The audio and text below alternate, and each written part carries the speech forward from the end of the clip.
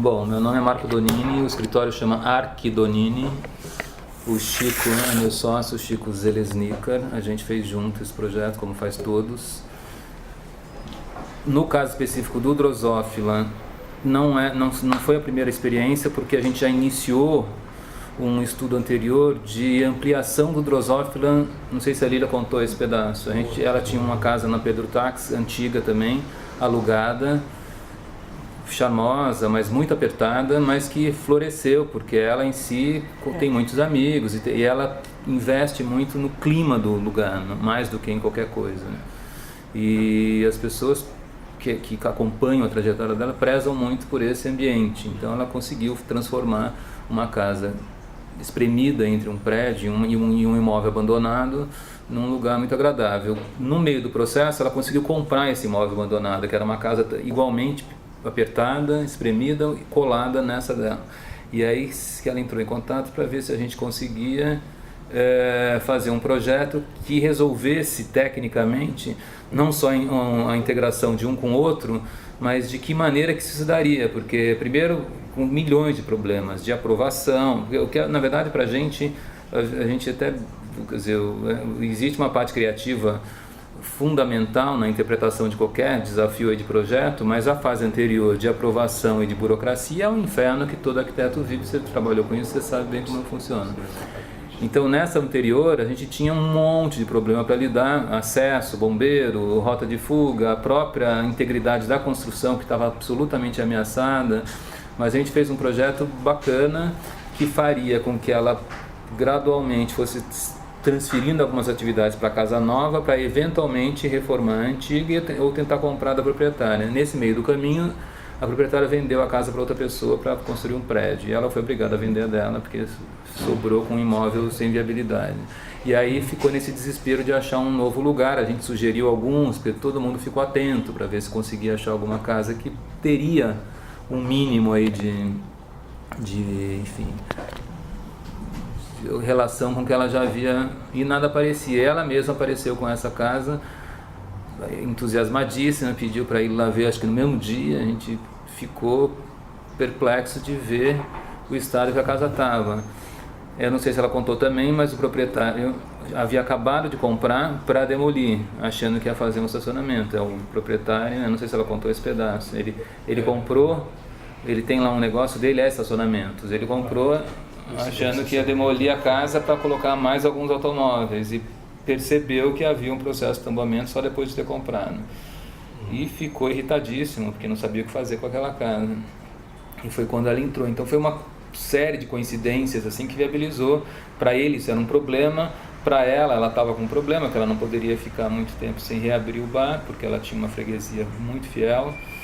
E a gente tinha a questão do prazo, mas antes de responder para ela, porque restaurar, na verdade, parecia ser um desafio complicado, mas não era tanto, porque a gente entendia que estava tudo muito inteiro. A qualidade de pisos, de paredes, claro que tudo precisaria de limpeza,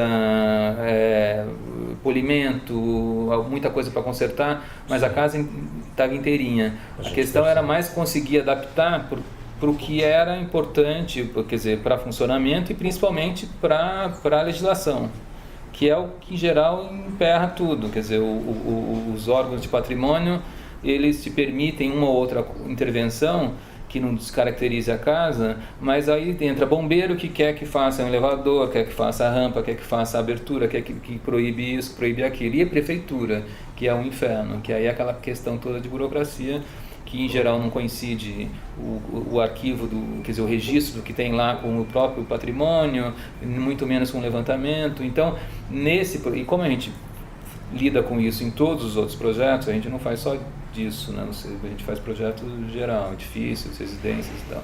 A gente foi orientando para que ela tivesse segurança de assinar um contrato como proprietária. A gente entendeu que o que precisaria, porque na verdade para funcionar precisaria basicamente de reabilitar cozinha, bar e banheiros, que é a parte que teoricamente poderia ser mais complicada do patrimônio entender como viável. Quer dizer, que a gente conseguiria fazer tudo isso sem segurar em absolutamente nada a casa, sem comprometer parede, piso, estrutura e tudo mais. A outra coisa que eu sugeri, e ela logo acatou, foi contratar, e aí o Reginaldo já entrou, já entra na questão de orçamento de obra, o que ele conseguiria fazer, de tentar, através de um engenheiro calculista, um laudo que atestasse a qualidade dos pisos em madeira, porque a casa não é concreto, então a gente precisaria entender o quanto que aquilo suportaria de sobrecarga de pessoas, de trânsito, de imobiliário.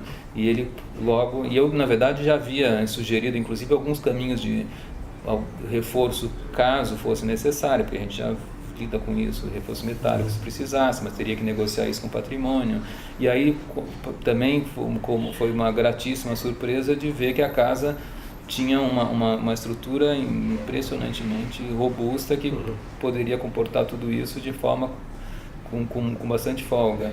E aí a gente começou, quer dizer, de qualquer maneira, ela também, o Compresp e o Condefab foram bastante solícitos em garantir que, seguindo essas premissas de restauro e não de reforma, não haveria nenhum problema de aprovação, então foi tudo caminhando paralelamente. O Mascarenhas, ele tinha uma experiência imensa em Minas Gerais, de restauro de patrimônio muito mais antigo, de igrejas e tudo mais, e era amigo, então ele logo conhecia também o Drosófila de Belo Horizonte, que antes de vir para São Paulo, então ele também ficou muito entusiasmado quando veio visitar, de ver a qualidade de tudo que tinha lá dentro, e passou toda a receita, inclusive sugerindo profissionais que pudessem restaurar o papel de parede, o tipo de madeira, como interagir com o piso. E paralelamente começou o restauro pelo telhado, porque estava absolutamente danificado, cheio de pombo, imundo, com goteira, com o gesso estragando.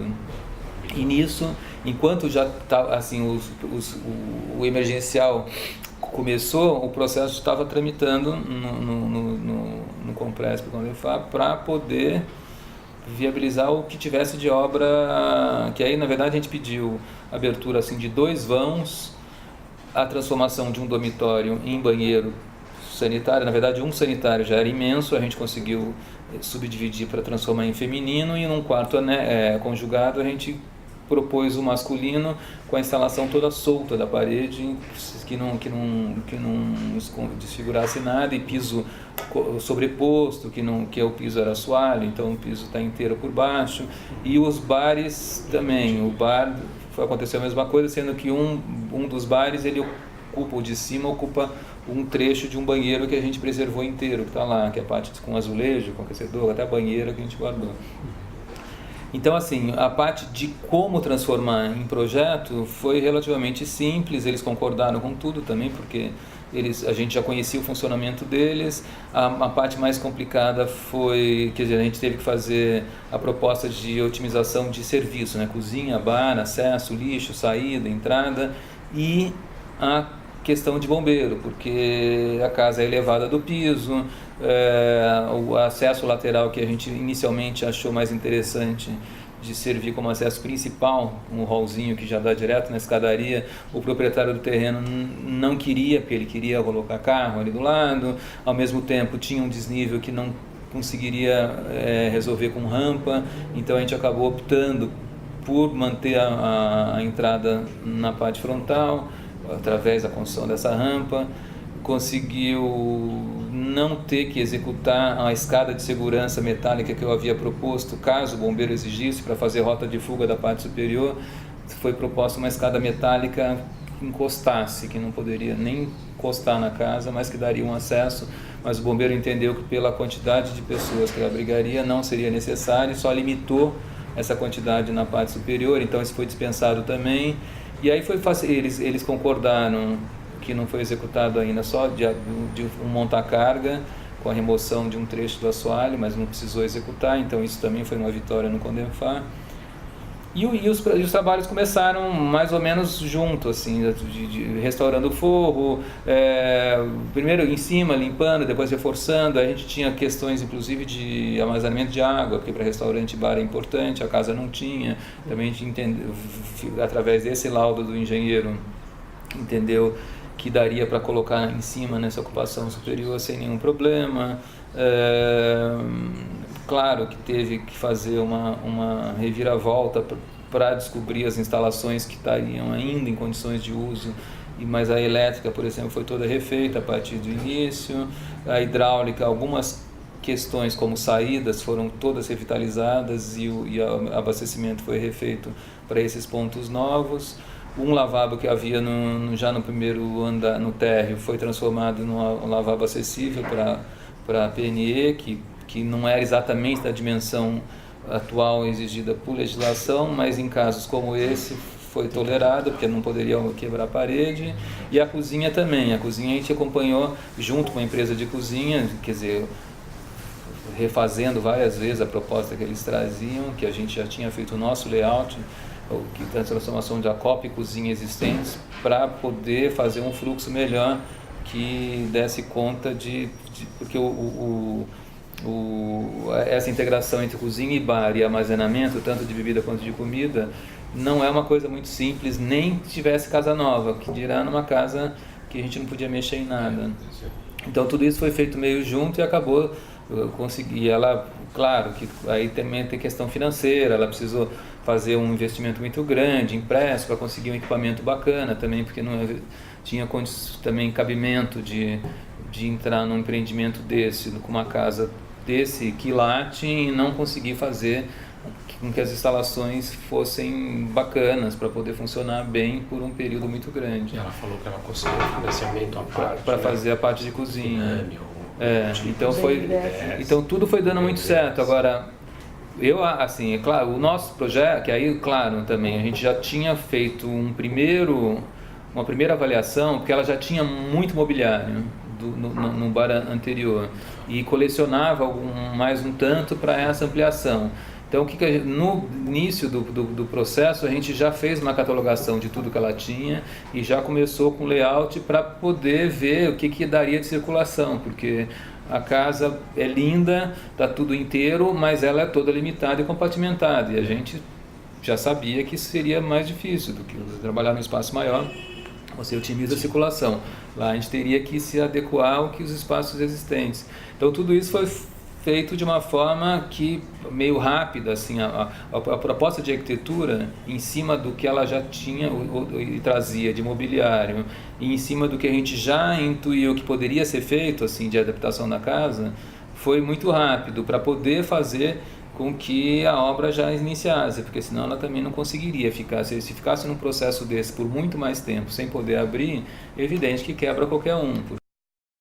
Mas o resultado é incrível, assim, eu acho que foi assim, no tempo que foi feito, a qualidade que os serviços foram feitos, porque claro que a gente fala em tudo isso, mas sabe que, não, é que você mesmo falou, na hora todo mundo sabe o que tem que fazer, mas na hora que isso mexe com o bolso de quem está fazendo, existe a clara intenção de abreviar o processo, simplificar, tapear, fingir que fez e não fez, e lá não, lá foi feito tudo.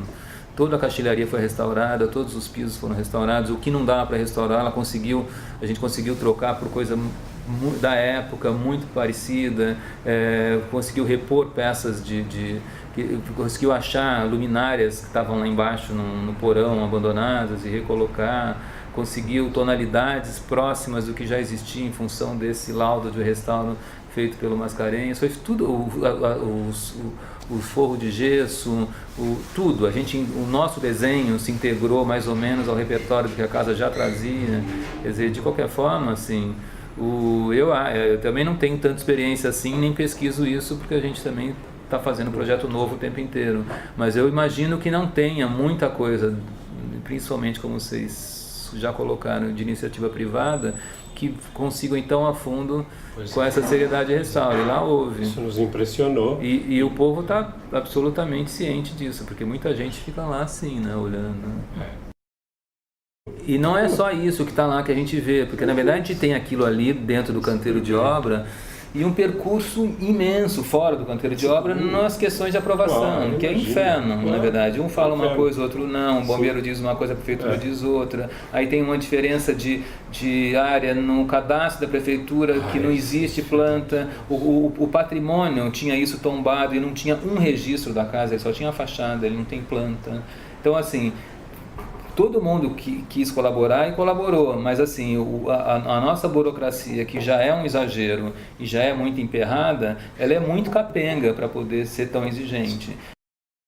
Uma coisa que para a gente às vezes trabalhar sozinho já não é muito fácil, quando tem que se juntar com muita gente num prazo muito pequeno, fica mais difícil ainda, que foi nesse caso o que aconteceu. Mas deu muito certo, o Reginaldo, o engenheiro, foi extremamente colaborativo, ele entendeu desde o início a seriedade que tinha que se dar com cada assunto lá, que não poderia simplesmente ir desmontando e quebrando, porque a gente, quando entra na casa e vê que a casa tem assoalho, tem a janela, você abre as janelas, elas funcionam, um pouco emperrado aqui, um gesso caindo lá, a gente entende o estado que a casa está e o que precisa ser feito. Mas na hora que começa a fazer, a gente entende como é isso. A hora que começa a fazer, começa a despencar um monte de coisa. Se não fizer com muito cuidado, você perde muito do que está lá por décadas, você perde em um dia. E eles entenderam isso desde o início. Claro que também, paralelamente, já tinham essas pessoas que estavam lá avaliando revestimento, descascando, descobrindo material que pudesse remover fuligem sem danificar o fundo. Então os próprios pedreiros, eu acho que tiveram também um crescimento muito grande, porque todo mundo está acostumado a trabalhar com prazo, né? E prazo é aquilo, é meter a marreta, arrancar, fazer de novo. Vale a pena? Não, vale a pena arrancar e colocar novo. Não, nesse caso não vale, a gente precisa tentar restaurar exatamente na íntegra tudo que está lá. E a gente aproveitou todo o cantinho, os armários, a gente propôs de aproveitar para fazer um cantinho com mesinha, fica visível para o usuário a intenção que a gente teve de preservação, de transformar o banheiro, porque a ideia que eles tinham inicialmente era transformar aquele banheiro num banheiro, só que para transformar aquele banheiro, onde é o bar superior, em banheiro, significaria desfigurar o banheiro inteiro. Então era muito mais fácil colocar o banheiro junto ao outro, que faria muito mais interessante para o fluxo, e preservar o banheiro antigo da maneira que ele era transformado num ambiente de estar, porque dessa forma a gente estaria preservando e estaria dando esse dado para o usuário, né? Que as pessoas gostam de entender o que foi a casa, como ela funcionava, entender que aquilo na verdade foi uma adaptação, não reclamam se a mesa não cabe exatamente como adorariam dentro daquele armário, mas adoram sentar naquele cantinho porque sabem que aquilo foi uma chapeleira. Então esse tipo de dado a gente foi também defendendo no nosso projeto, para poder fazer com que a varanda, toda essa parte do que a gente queria que fosse percebido por quem usasse, a gente conseguiu deixar no projeto. E eles não tiveram restrição nenhuma, assim, ao contrário, eles foram parceiros do começo ao fim de tudo. O problema de imóvel é exatamente esse valor, né, que as pessoas compram, não sabem direito o quanto vale, né, nem como classificar isso dentro de um mercado imobiliário. Quer dizer, o valor de imóvel em São Paulo é aquela coisa do que dá para construir e se derrubar, né? Essa conta que todo mundo sabe fazer. Agora, o valor subjetivo, ninguém entende muito, a não ser quem entenda, como o caso da Lília, que aquilo pode continuar fazendo a história dela, como empreendedora, como a história do Drosófila, que já vem de décadas, desde Belo Horizonte. Então, por mais apaixonado que a Lília pudesse ser por esse tipo de arquitetura, pela casa em si, pela causa da preservação, se ela não pudesse explorar isso comercialmente, ela não teria patrimônio suficiente para bancar uma casa daquela e morar, por exemplo. Isso é evidente. Mas tem quem tenha.